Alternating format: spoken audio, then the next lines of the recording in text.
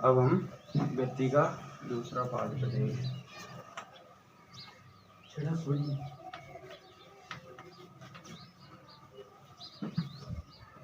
और गति कौन सी पढ़ रहे हैं अपन?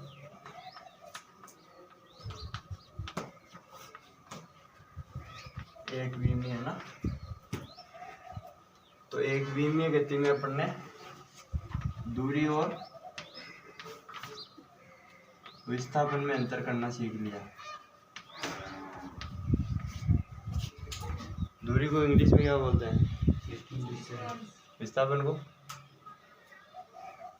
डिस्प्लेसमेंट। एक प्लेस से दूसरी प्लेस पे आ गया तो डिस्प्लेसमेंट।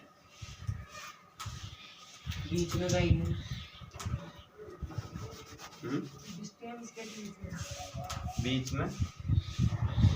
बीच में जो रास्ता तय किया उसको तो डिस्टेंस कहते हैं ना।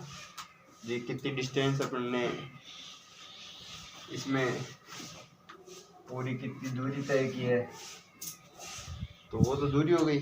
और डिस्प्लेसमेंट हो गया उन दो पॉइंटों, एक प्लेस से दूसरी प्लेस पे आ गए। अगर एक प्लेस से दूसरे उसी प्लेस पे आ गए वापस किधर भी घूम के, तो डिस्प्लेस दूसरी प्लेस पे तो गए नहीं, तो जीरो हो गया विस्थापन। Displacement zero. तो दूरी विस्थापन में अंतर भी बढ़ा दिया और इसके एक दो एग्जाम्पल भी दिए थे। तो अब है अपना वेग और चाल, वेलोसिटी एंड स्पीड।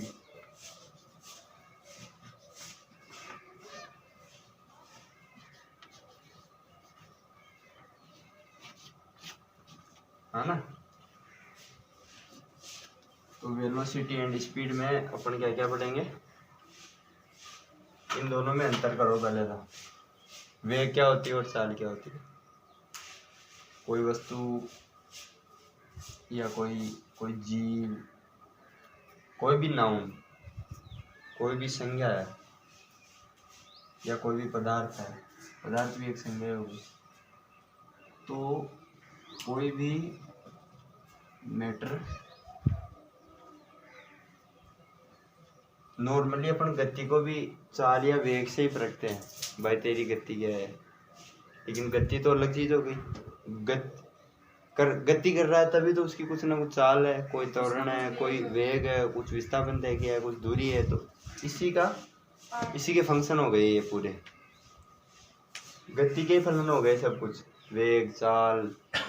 गति को अपन ने वो करना बताया था सिंपलीफाई।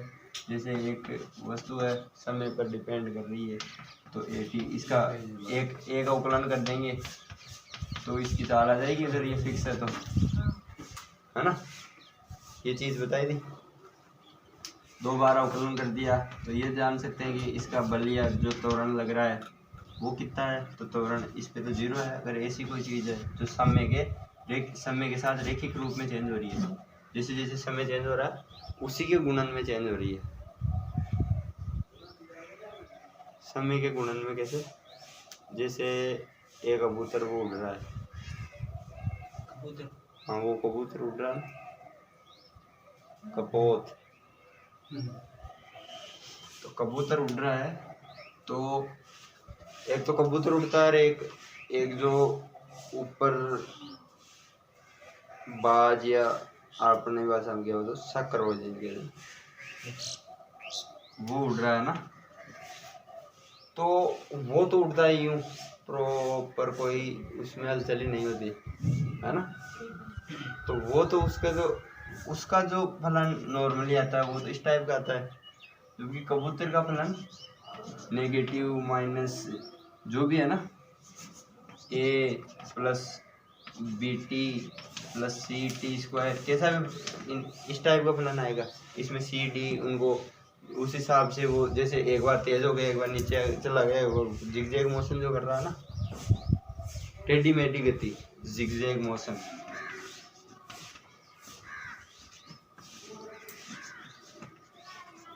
ये नाम लिख लो, टेढ़ी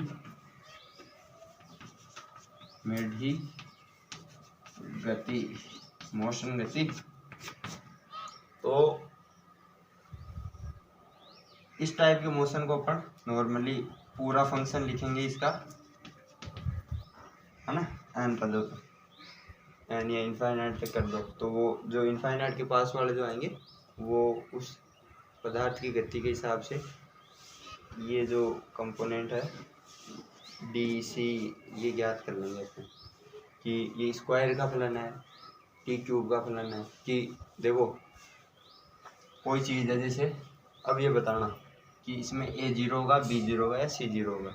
नॉर्मली यहाँ तक ही पूछूंगा मैं, क्यूब तक तो जाते ही नहीं, क्यूब तक फिर जाते हैं ना, तो क्यूब तक वालों में सर्कुलर मोशन में भी जो ये घूर्णन गति होती है ना, इनमें जाते हैं तो क्यूब में, या फिर कोई बहुत ज़्यादा फास्ट, जैसे एक ब्लैक होल है, ब्लैक होल किसी आसपास की गैलेक्सी या तारे को निगल रहा है अपने अंदर, तो उसकी जो गति यहाँ उसके पार्टिकल, जैसे इसमें हाइड्रोजन हीलियम है तारे में, नॉर्मली यही होती है फ्यूल तारे की, तारे का जो ईंधन होता है फ्यूल ईंधन है, ईंधन। तो तारा जलता किससे है, तारे में एक रिएक्शन होती है, जैसे ये रिएक्शन होती है 1H1 और दो हाइड्रोजन मिल गए तो दोनों ने मिलके 1H2 ड्यूटेरियम बना दिया, और एक न्यूट्रॉन छोड़ दिया और एक गामा किरण छोड़ दी। इस टाइप की रिएक्शंस होती है इसमें, कई टाइप की, ये जो प्रोटोनिक रिएक्शन बोलते हैं इनको, तो ये रिएक्शन फिर ये 1H2 और 1H2 जुड़ता है, 1H2 और 1H1 जुड़ता है तो 1H3 बना लेता है ट्राइटियम, तो ये ड्यूटेरियम, फिर ये ट्राइटियम और ये 2He3 बनाते हैं, फिर दो 2He3 मिलके एक पूरा हीलियम बनाते हैं और फिर दो वापस प्रोटॉन बना देते हैं, है ना। तो हीलियम में कन्वर्ट हो जाता है ये किसी भी, ये कई सारे, एक प्रोटॉन है एक न्यूट्रॉन है, तो दो प्रोटॉन मिलके फिर न्यूट्रॉनों में चेंज होते हैं, फिर इनसे न्यूट्रिनो वगैरह जो भी निकलता है, स्पिन को, जैसे एक प्रोटॉन घूम रहा है प्रॉपर इसी दिशा में, है ना, तो इसका कुछ ना कुछ चार्ज है, तो ये चार्ज क्यों है, क्योंकि इसकी ज्योमेट्री कुछ इस टाइप की है, तो चारों ओर के सिस्टम को ये अपने घूमने के साथ घुमा रहा है, जबकि न्यूट्रॉन की ज्योमेट्री एकदम गोल टाइप है, तो ये घूमता है तो चारों ओर की स्केलर फील्ड को नहीं घुमाता, तो वो चार्ज उत्पन्न नहीं होता। तो प्रोटॉन और न्यूट्रॉन जो है ना, इनमें यही बेसिकली फर्क है, जबकि इनकी आकृति लगभग सेम सी होती है। इनका जो आकार है ना, साइज, जैसे 10 की पावर -10, मतलब एक एंगस्ट्रम के लेवल का इनका वो होता है, एक एंगस्ट्रम नैनोमीटर के लगभग का, 10 की पावर 9 10 की पावर 10 के बीच में का। और इनकी जो त्रिज्या होती है वो परमाणु की त्रिज्या, जैसे 10 की पावर -17 के लगभग इनका चल जाता है, 10 की पावर -15 तो परमाणु की त्रिज्या होती है, वो नाभिक की त्रिज्या ये है। इसका मतलब ये भी कुछ नाभिक में, तो ये है नाभिक तो इन्हीं से बना ना, तो जैसे 5 हाथ है तो पांच चीजें मिलके, ये देखो 5 चीजें में 5 ये प्रोटॉन न्यूट्रॉन है ना, ये है 2 प्रोटॉन है 3 न्यूट्रॉन है, या 3 प्रोटॉन है 2 न्यूट्रॉन है, वैसे नॉर्मली 2 प्रोटॉन और 3 न्यूट्रॉन ही होंगे। तो ये जो इनका जो कॉन्फ़िगरेशन है, इनका जो ये समाहित होने का तरीका है इसमें नाभिक में, तो अभी इसकी त्रिज्या तो अपन यहाँ से निकाले, जबकि ये इसकी आधी की भी आधी कुछ गुणा में हो गई ना, तो ये लगभग इनकी त्रिज्या आती है 10 की पावर -16 से 10 की पावर -15 के बीच में। अब तुम ये बोलोगे कि 16 से 15 कैसे आ सकती है, क्योंकि 1/10 की पावर 16 बड़ा है या 1/10 की पावर 15 बड़ा है, ये बड़ा है ना, तो इस रेंज में आएगी 10 की पावर -16 से 10 की पावर -15। जैसे अपन ये BC वगैरह में लिखते क्या कि अशोक का वो है काल, तो 280 BC से 312 BC से 280 BC तक अशोक ने राज किया। मान ले कोई भी राजा है यहाँ तक राज किया। तो इस ऐसे लिखते हैं, पहले इसको लिखते हैं फिर इसको लिखते हैं, क्योंकि 312 साल, जीरो से पहले 312 साल हो गई, माइनस 312 और ये हो गई माइनस 280। तो बड़ा कौन सा है? ये जीरो हो गया, इधर जाते हैं छोटा होता जाता है, इधर जाते हैं बड़ा होता जाता है। ये जीरो, ये -1, तो -1 तो -1 से तो बड़ा ही है जीरो। बस इस टाइप से रिप्रेजेंट करना अपने को, इसको प्रदर्शित करने का जो तरीका है ना, इनको नेगेटिव पावर को या नेगेटिव रेंज में जो कोई भी चीज़ प्रदर्शित करनी है, चाहे परमाणु का वॉल्यूम ले लो, आयतन ले लो, क्षेत्रफल ले लो। क्षेत्रफल नॉर्मली ज्ञात नहीं करते, आयतन निकालते हैं और त्रिज्या निकालते हैं, है ना। तो ये कोई ब्लैक होल है, तो इसमें ये यहाँ पे तो कोई कण है, यहाँ पे ये जो फील्ड बताया ना मैंने, यहाँ पे तो ये हाइड्रोजन हीलियम जो भी है इसकी गति कुछ और है, तो भी ये जैसे जैसे पास जाता जाएगा तेज होता जाएगा, तो इसका ये कंपोनेंट ये बढ़ते जाएंगे ना, क्यूब, फिर 4 में, फिर 5 में, फिर n में बहुत तेज हो जाएगा। तो इसकी जो त्वरण करने की गति है, त्वरण भी इसका समय के साथ फिर कई घातों में चेंज होता जाएगा धीरे धीरे। फिर ये जो आगे बूम इसमें टकराएगा तो वहाँ पे फिर जाके जीरो होगा ये। तो इस टाइप से अब इनकी समीकरण देखनी है अपने को। जैसे एक रेलगाड़ी चल रही है 5 घंटे पर हावर की, 5 किलोमीटर पर घंटे की स्पीड से ये चल रही है रेलगाड़ी, है ना। चाल बता दी मैंने 5 किलोमीटर पर घंटे। वेग नहीं बताया भाई किस दिशा में है, अपने को पता नहीं। तो 5 किलोमीटर पर घंटे की स्पीड से चल रही है, तो ये फंक्शन कैसा होगा इसका रेलगाड़ी का? सी क्या होगा?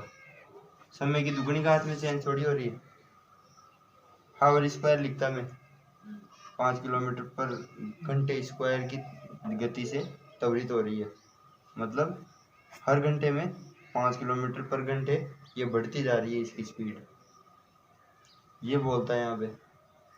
तब तो ये चीज़ भी ये सी भी कुछ ना कुछ होता है इसका, लेकिन इसमें ये जीरो है सी, और बी कुछ ना कुछ है, बी 5 किलोमीटर पर है ना, तो बी ये हो गया। अपन ने टाइम जितना किया इस फंक्शन में रखो, अपन इसकी दूरी निकाल सकते हैं, एस या एफ जो इसका फंक्शन है, इसकी गति का फंक्शन है, और ए इसकी इनिशियल दूरी, जैसे ए है भाई ये जीरो से स्टार्ट हो गए, जैसे जयपुर से स्टार्ट हो गए रेलगाड़ी अजमेर आ रही है ना। लेकिन अपन ने दूरी कहाँ से मापना शुरू की? फुलेरा से नरेला के बीच में अपन ने ये दूरी नापी, ये शुरू किया चाल मापना। अपन ने चाल मापना यहाँ से शुरू किया, तो पहले कुछ ना कुछ दूरी तय कर रखी ना, तो इनिशियल जो लिखना है ये ए में लिखना है, फिर बी में ये लिखा 5, तो इसका फंक्शन कैसा होगा? रेलगाड़ी का फंक्शन क्या हो गया? फुलेरा तक आई मान लो, तो 60 किलोमीटर तो फुलेरा तक आ गई है ना। और फिर इसकी चाल 5 किलोमीटर पर घंटे है, 5t हो गई। फिर सी त्वरित थोड़ी हो रही है, त्वरित नहीं हो रही, चाल बदल थोड़ी रही है, चाल नहीं बदल रही ना, तो ये जीरो हो गई पूरे कंपोनेंट। तो इसका फंक्शन क्या हो गया? एस बराबर यू प्लस ओ 80 नहीं, एस बराबर x note plus U T या वी टी, कुछ भी कर दो इसको। ये वेग हो गया इंटू टी, ये समीकरण है गति की। समीकरण तो इससे तो बन रही है। तो ये न्यूटन का तरीका था इसको निकालने का, गति की समीकरण जो डिफाइन की उसने, न्यूटन का तरीका था ये निकालने का। कोई नहीं बताता ये तरीका, कोई यूज ही नहीं करता, सीधी समीकरण लिखाता है एस बराबर यू टी प्लस। अरे यार ये तो बताओ ये चीज़ ओरिजिनेटेड कहाँ से है, ये बनी कहाँ से, ये चीज़ जब तक समझ में नहीं आएगी ना अपने को, अब ये चीज़ आ गई अपने को तो कोई समीकरण निकालो ना, किसी भी टाइप की गति की समीकरण निकाल सकते हैं इससे। तो ये नॉर्मल है। तो अब चाल और वेग में अपने को अंतर करना है। ये तो हो गया छोटा छोटा भाई, इनकी जो समीकरणें आने वाली है अपने चाल की और जो गति की समीकरणें आने वाली है, बस चाल और त्वरण बताते फिर गति की समीकरणें देखनी है अपने को, फिर उनके कई सारे उदाहरण देखेंगे। तो एक साइड लिख लो चाल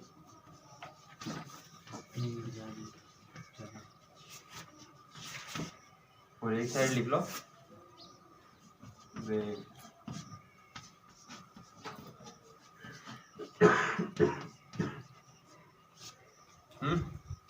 तो पहली चीज तो चाल की परिभाषा क्या होगी, चाल एक अदिश राशि है, एक दूसरे जबकि वेग सदिश राशि है, इसी से परिभाषा बनेगी। मात्रक दोनों का समान है, मात्रक तो वही होगा मीटर पर सेकेंड, ऐसा ही में देखेंगे तो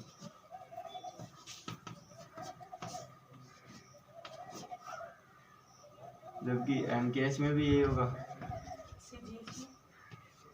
सीजीएस में सेंटीमीटर पर सेकेंड हो जाएगा, क्योंकि टाइम का तो सेकेंड ही रहता है हमेशा तीनों में। तो सीजीएस में क्या हो गया सेंटीमीटर पर सेकेंड, ये इसका मात्रक हो गया। तो इसको रिप्रेजेंट कैसे करेंगे, एम, एम मतलब मास की यूनिट 0 है इसमें, और फिर आ गया लेंथ, तो दूरी की लिमिट 8 है और टाइम नेगेटिव है -1, तो m0 l1 t-1, ये इसका तरीका हो गया व्यक्त करने का इसको। तो सदिश ये अदिश है। अब इनकी परिभाषा बनाने की कोशिश करो। What will be the definition of so-called velocity and speed? And what are the major differences between these two quantities? तो मीटर सेकंड का की लिखा है दोनों की लिखा है। These two entities, not quantities.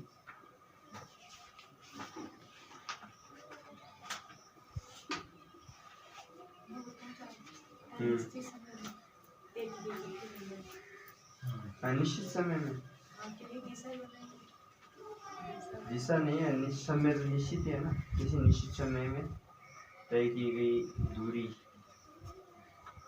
तो वही चाल, और किसी निश्चित समय में तय किया गया विस्तार बनेगा। ये तो करना है, दूरी में समय का भाग दे दिया तो चाल आ गई, और विस्थापन में समय का भाग दे दिया तो वेग आ गया। ये तो करना है, लिख लो। तो इसको दूसरा इसका सूत्र होगा एस अपॉन चाल को रिप्रेजेंट करते हैं v से, नॉर्मल है ना, v बराबर एस अपॉन टी, तय की गई दूरी बटा तय किया गया उसमें लगा समय, दूरी तय करने में लगा समय, तय दूरी बटा कुल समय, उस दूरी को जितनी तय करने में जितना समय लगा हो गया। फिर इधर वेग है तो वेग को सदिश से रिप्रेजेंट करना है, तो विस्थापन सदिश को अक्ष से अपने माना और टी का भाग दे दिया इसमें, तो विस्थापन बटा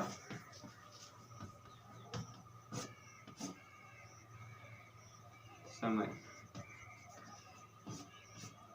ये हो गया नॉर्मल इसका। लेकिन अब एक चीज पहले कल भी बताई थी मैंने कि ये तो अपने जैसे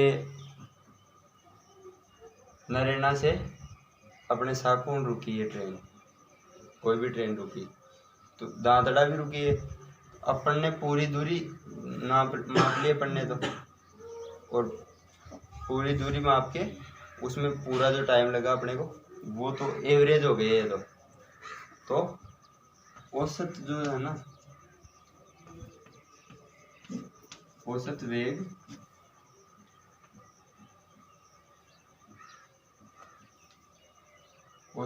और जिसको वी एवरेज कहते हैं अपन,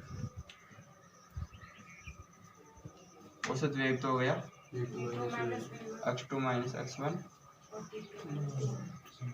अपॉन t2 माइनस t1, मतलब पूरा x और पूरा t। अरे यार क्या हो गया चौको,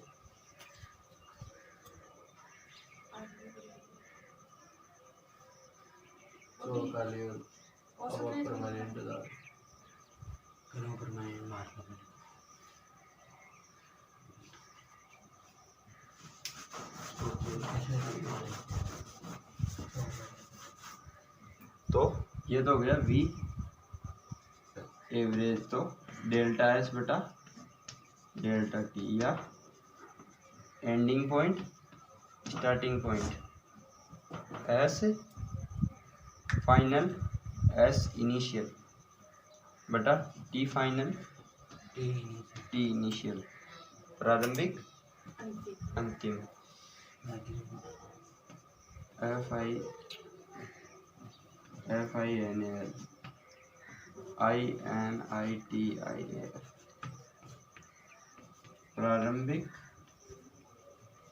वो अंतिम और प्रारंभिक, अंतिम में से प्रारंभिक हटा दिया तो बीच का आ जाएगा।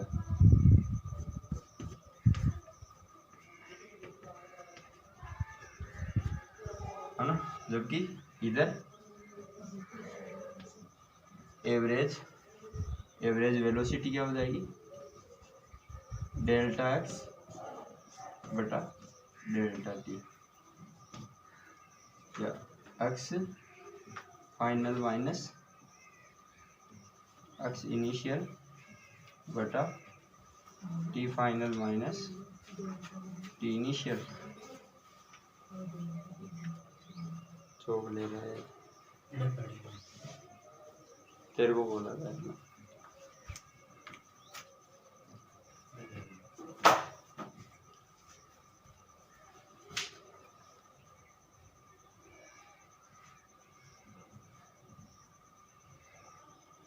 ये चीज़ें अंतर लिख लो, और इसकी पहले बहुत तो परिभाषा लिखो, इसकी परिभाषा तो लिख लो ही नहीं, चाल और वेग की, चाल और वेग की दोनों की परिभाषा लिख ली। क्या लिखी, निश्चित समय में तय गई दूरी को चाल देते हैं, और निश्चित तय किए गए विस्थापन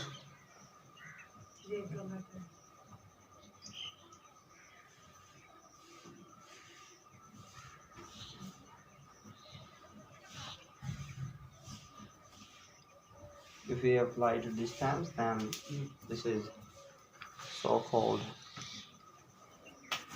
velocity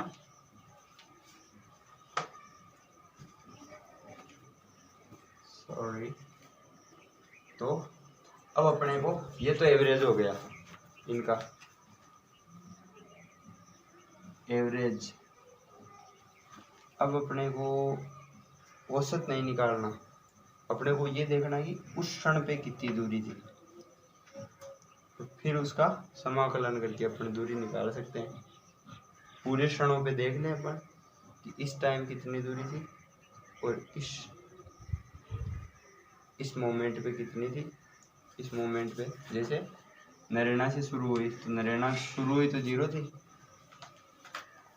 फिर शुरू हो गई धीरे धीरे इसने स्पीड पकड़ी, इसने दूरी, इसने कुछ न कुछ इसका वेग हुआ, फिर जैसे जैसे एक निश्चित टाइम पे आगे अगले ने इंजन को एक एवरेज स्पीड पे कर दिया, इस स्पीड पे चलानी है अपने को 60 की पे, 60 तक लाने में तो त्वरित किया, फिर 60 की चली कुछ देर तक, फिर जैसे दादरा का स्टेशन आने वाला है तो वहीं से एक निश्चित समय तक तो चली, फिर वहाँ से मंदन आ गया इसका। पहले तवरीत की, फिर एक निश्चित चाल से चली और फिर मंदित हो गई। अब इस टाइप के क्वेश्चन आते हैं तो इनकी ये निकालना। पहले तो अपन एक तो एवरेज लिख लो इसका, एवरेज हो गया। अब वेग प्रॉपर किसी क्षण पे, मतलब वो उसकी एक तो चाल हो गई प्रॉपर किसी क्षण पे, तो क्षण पे चाल क्या हो गई, उस टाइम कितनी वो थी, कितनी तो कितनी दूरी पर थे अपन, या फिर एक बीच में, जैसे ये ग्राफ बनाना सिखाया अवकलन में मैंने, अवकलन करना है अपने को इसका कि ये इस टाइप से इसकी ये तो दूरी है और ये समय है, मतलब दूरी तो फलन हो गई, अब टी ये फलन है इसका।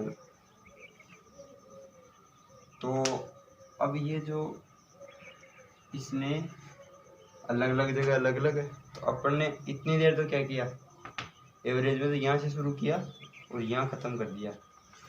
ये तो हो गया एस फाइनल, एस इनिशियल, ये टी इनिशियल, ये फाइनल, ये तो पूरा का एवरेज आ गया।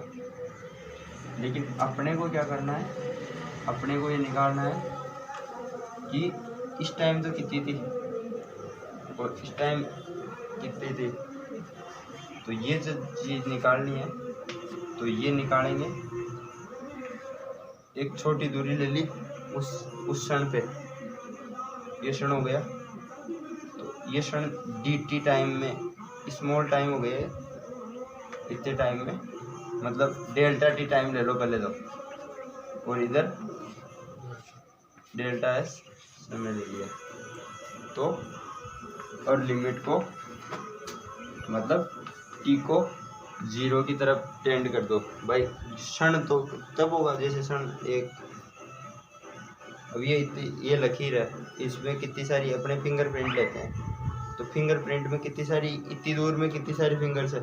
लेकिन अब ये तो हो गया डेल्टा टी अपना, लेकिन इसको धीरे धीरे छोटा करके अपने एक लकीर पे लाना है।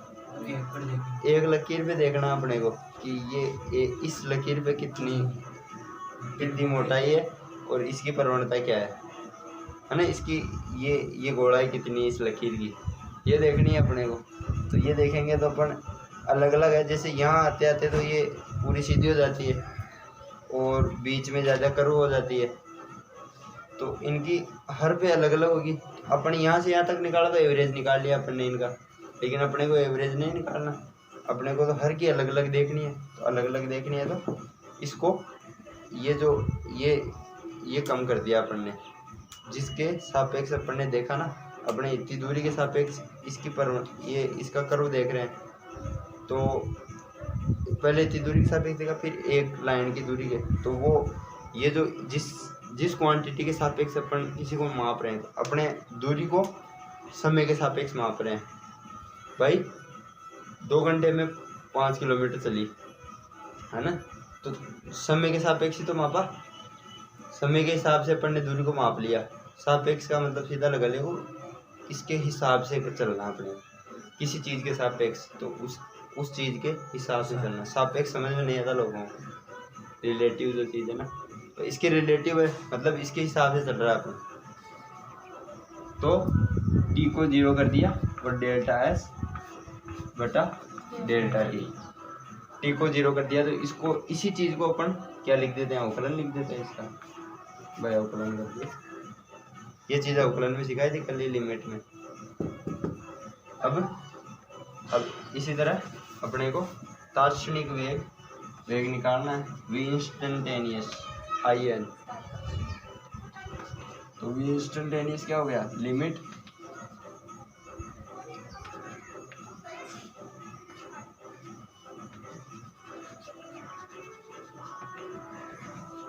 इंस्टेंटेनियस या तात्क्षणिक, किसी क्षण पे, तो limit T tend to 0, T के सापेक्ष अपन टी के हिसाब से चल रहे हैं, टी के हिसाब से अपन वेग को माप रहे हैं, समय के हिसाब से तो माप रहे हैं दूरी को या विस्थापन को। तो डेल्टा एक्स बटा डेल्टा टी, तो इसी को क्या लिख दिया डी एक्स बटा डी टी। अब त्वरण में क्या करेंगे दोहरा होगा इसका डी टू एक्स बटा डी टी टू। त्वरण में वेग चेंज हो रहा है, वेग चेंज हो रहा है मतलब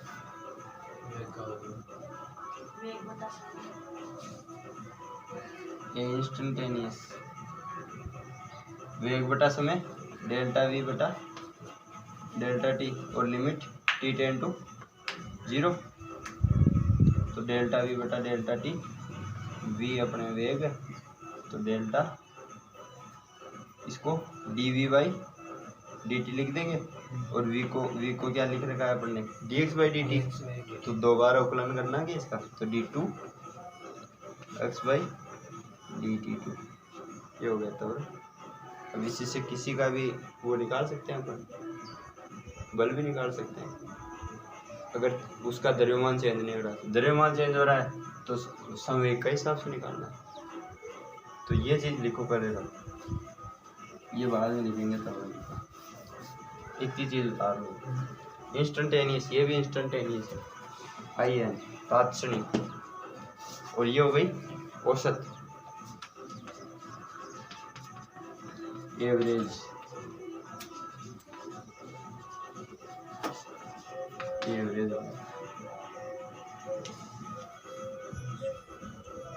ये इनमें अंतर।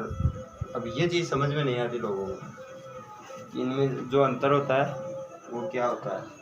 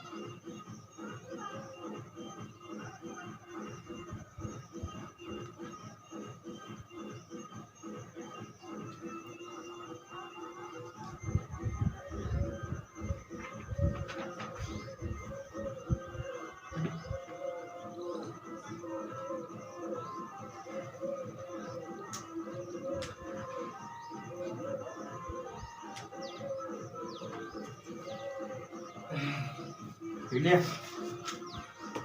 अब ये एक, अब ये औसत भी अपन दो तरीके से निकाल सकते हैं इसका। कैसे? ये जो एवरेज है, औसत जो चाल है ना, या औसत दूरी है,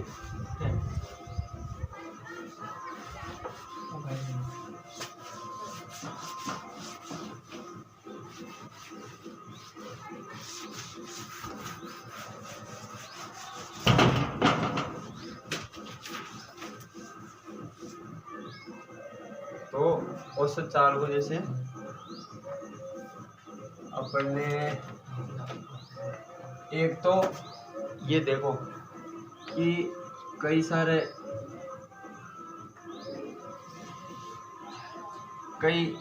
जगह जगह अपन ने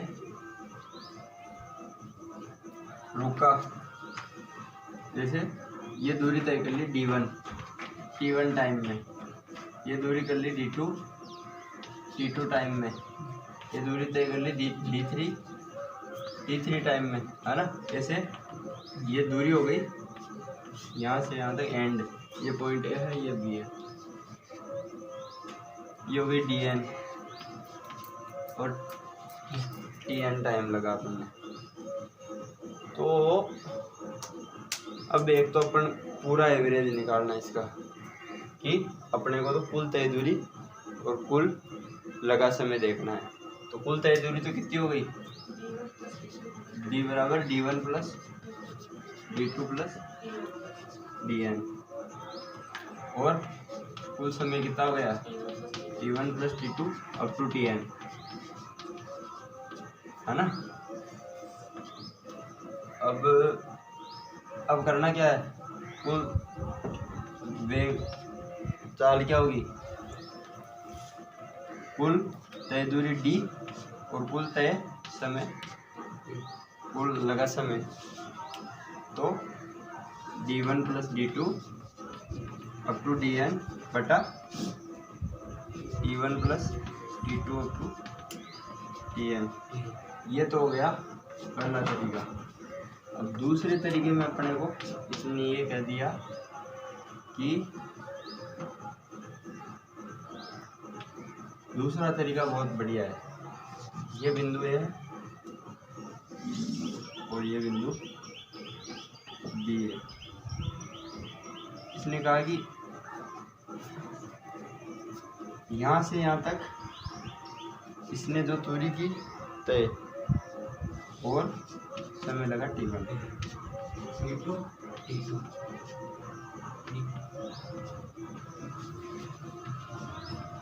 है ना। तो इसने ये बोला कि अपने को इन समयों का औसत निकालना है। ये जितने समय है ना, जितनी चाल, अलग अलग चालों का औसत निकालना है। जैसे यहाँ से यहाँ तक 5 किलोमीटर पर घंटे के हिसाब से चला, फिर यहाँ 20 किलोमीटर पर घंटे के हिसाब से चला, फिर यहाँ 3 घंटे पर घंटे के हिसाब से आ गया, 3 किलोमीटर पर घंटे के हिसाब से। ऐसे चेंज होता रहा है, अलग अलग चेंज हो रहा है। तो अपन जैसे कोई राशियाँ हैं तो औसत क्या होता है,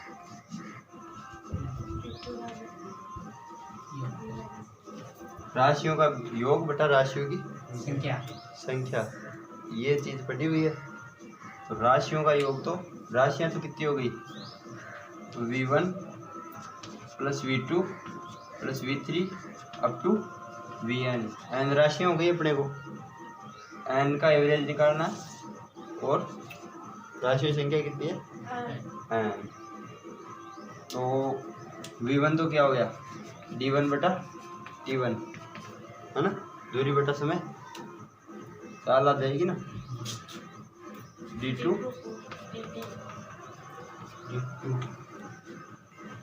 dn अपॉन tn, और इसमें भाग दे देना है n का। अब इसको सिंप्लीफाई कर लो,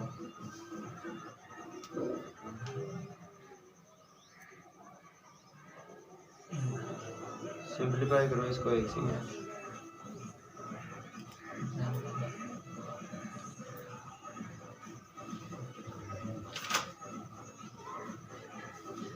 ये हो गया इसका सिंप्लीफिकेशन, वैसे देखेंगे बस ये हो गया। अब अपने को ये फर्क करना है कि ये किस टाइप का प्रश्न आता है और ये किस टाइप का प्रश्न। लगती है एवरेज दोनों ही है, ये भी एवरेज ही है, लेकिन ये तो कुल एवरेज हो गया, ये कुल तय दूरी बटा कुल समय। इसको ये पता नहीं कहीं पे रुका हो, कुछ भी किया हो, लेकिन इसको ये देखना है जैसे कोई सरकारी ऑफिस है, जैसे अपने एसडीएम ऑफिस है, तो एसडीएम ऑफिस से इसने एक डाक दिया अपने हेडमास्टर को, अपने स्कूल के, गवर्नमेंट स्कूल के हेडमास्टर को डाक भेजा कि भाई कोरोना में बाहर नहीं निकलना, है ना, ये पैंडेमिक महामारी जो भी है इसमें बाहर नहीं निकलना, और जो बाहर निकले तो आपकी नौकरी खतरे में हो जाएगी अगर कोई सामाजिक या सांस्कृतिक कार्यक्रम लोगों ने किया और उसमें 50 से ज़्यादा शामिल हो गए, है ना। तो ये चीज़ एसडीएम के पास, एसडीएम ने भेजी डाक के थ्रू या कैसे भी, यहाँ तक। तो एसडीएम को तो ये जब इन्फॉर्म करेगा ना भाई ये चीज़ मेरे को आपका जो प्राप्त हो गया, तो एसडीएम तो ये चीज़ गणेगा ना भाई इसको अपन ने कितना तो दूरी दी भाई 50 किलोमीटर दूर, 50 तो है नहीं 30 किलोमीटर दूर गाँव है अपना, अगर कैसे भी आए ये चाहिए कहीं जाके अपने को कोई मतलब नहीं है। सरकारी नौकरी में तो ये होता है। और इसको टाइम दे दिया भाई एक दिन में तेरे को ये देख के आना है। तो कुल दूरी तो कितनी तय की 60 किलोमीटर तय की आने और जाने दोनों का, और एक दिन हो गया, एक दिन में 24 घंटे हो गए। तो 60 में 24 का भाग लगाया तो 12×5 = 60, 5/2 2.5 किलोमीटर पर घंटे के हिसाब से इसने काम किया। 1 घंटे में 2.5 किलोमीटर चलाए उसके हिसाब से। हाँ पैदल ही आ जाए, है ना। लेकिन अभी ये सरकारी नौकरी वाला ये आदमी ये तो 1 घंटे में काम करके चला जाएगा, आधा घंटा मैक्सिमम आने का यहाँ पे एचएम के पास और आधा घंटा जाने का इसका। फिर सारे दिन ये कचौरी खाएगा बैठ, तभी तुम निकल रहे थे इनके। वो ये कचौरी खा ली इसने, सारा घंटा मजा कर रहा है ये, घर चला गया कुछ भी करे। उसको तो इतना मतलब है कि अपन ने इसको ये टास्क दे दिया, ये काम दे दिया, और 60 किलोमीटर के बिल बना दिया उनका, टीए वगैरह बनाते हैं, ट्रेवलिंग अलाउंस तो वो बना दिया। तो टीए दे दिया भाई, एक दिन का टाइम है और 60 किलोमीटर का टीए भी दे दिया भाई। 60 किलोमीटर विजिट करके आया बंदा, चाहे मत करो ये, इसने चाहे किसी और को पहना दी ये चीज़ भाई। बड़ा छोटी से कोई आ रहा है इधर, उसको बोल दिया यार ये उसको दे देना, तो लेकिन टीए तो इसने पूरा ले लिया ना, पैसे तो इसने पूरे ले लिए। तो ये तो एसडीएम की वो हो गई। लेकिन कोई प्राइवेट संस्था है तो उसके ये भी देखेंगे, जैसे एक स्कूल है और उसका प्रचार करने जाना है किसी आदमी को, तो पैसे वही देती है संस्था, लेकिन वो प्रचार करने जाना है ना, तो वो जो मोटिवेटर या प्रचारक होगा उसको उसकी कार के पैसे ले दिए। कार के पैसे किस हिसाब से देंगे वो भाई, तू आज 10 गांव जाके आया है ना, कितना तो तेरे को टाइम लगा, अलग अलग नापेंगे ना, और फिर उसका एवरेज निकाल के उसको बिल दे देंगे भाई, इतने तेरे एवरेज पैसे हो गए पूरे के, और एवरेज के हिसाब से पूरे ट्रेवल के जोड़ ले। तो वो उसमें ये चीज़ यूज करते हैं, वो अलग अलग वेग निकालेंगे फिर उनका एवरेज निकाल लेंगे। एक तो ये तरीका हो गया, एक ये तरीका हो गया, ये सरकारी तरीका है, ये प्राइवेट तरीका। ये चीज़ उतार लो, औसत चाल निकालने के 2 तरीके हैं। ways to find out the average speed between 2 points.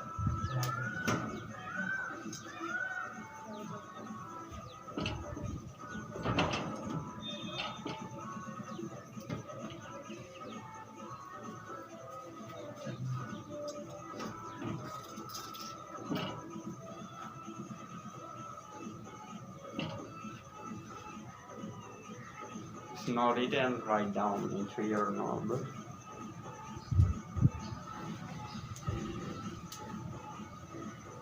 और ये इसलिए ना for today.